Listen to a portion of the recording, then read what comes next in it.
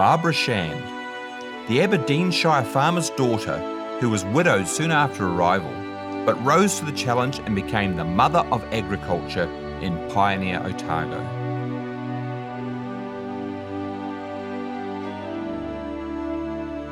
Barbara Angus was born here at Thornton Farm at Borty in Aberdeenshire in 1813.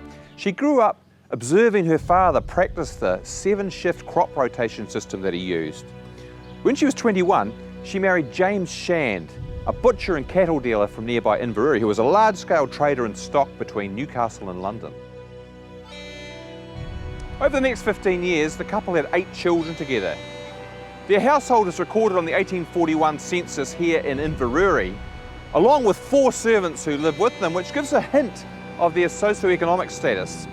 Not necessarily wealthy, but certainly not poor.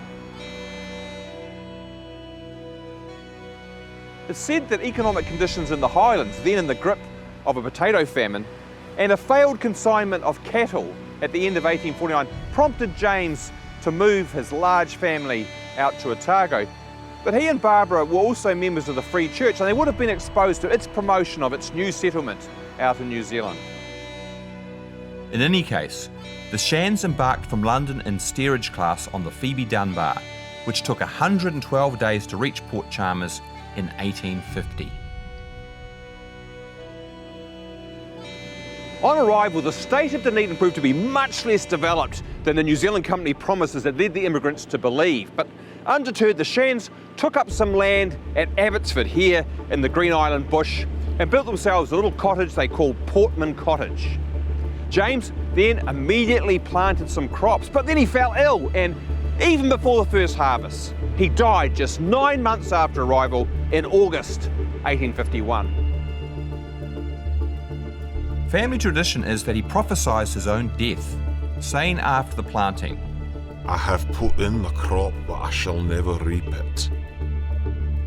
This left Barbara in an awful position, with 8 children to support and very little money, just £12 after she had paid off all James's debts. Well, it was sink or swim, but she had some land, some stock, and all the farm equipment they would need. So the widow set to, with her children, to develop their original 12-acre farm to its maximum capacity. She got up every morning at 3 a.m, and it was no unusual sight for the neighbours to see Barbara out there chipping away at flax or clearing land after she'd done her chores in the early morning.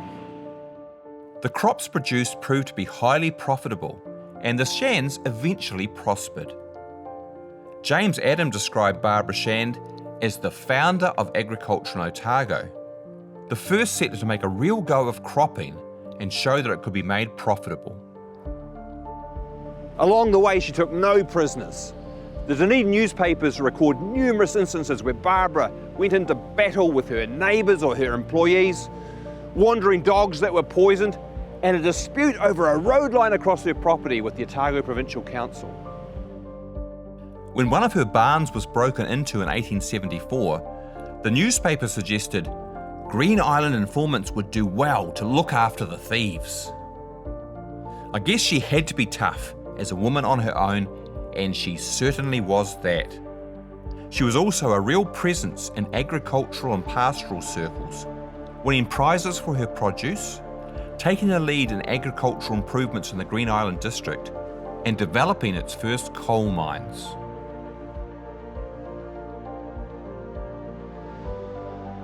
By 1882, Barbara had expanded her holdings to 482 freehold acres that were then valued at £14,000. She'd also brought up and educated her whole family, showing a strength of character and personality that brought her widespread renown. And by that time, she'd also set up her eldest son, James Shand, on his own farm here at West Tyree, where he displayed similar farming prowess. The property was named Abbotsford Farm after their original home in New Zealand, and eventually became a model farm and the largest on the Tyree. These farm buildings were erected for James Shand in 1871. Now, he was elected to the Otago Provincial Council and played a key role in the development of frozen meat shipments in 1881. In fact, the very first sheep killed at Burnside Freezing Works, which was the first freezing works in New Zealand, came from his farm. He seemed to be a poster boy for the generation who had come to Otago as pioneer children or teenagers. Unfortunately, he subsequently lost his way, became a gambler and heavy drinker. He twice suffered bankruptcy and had to be bailed out by his mother. When he lost his farm in a bet in 1888, he drowned himself in the Taieri River. Not all immigrant stories have happy endings. Barbara Shan died 4 years after James's suicide in 1892, aged 78.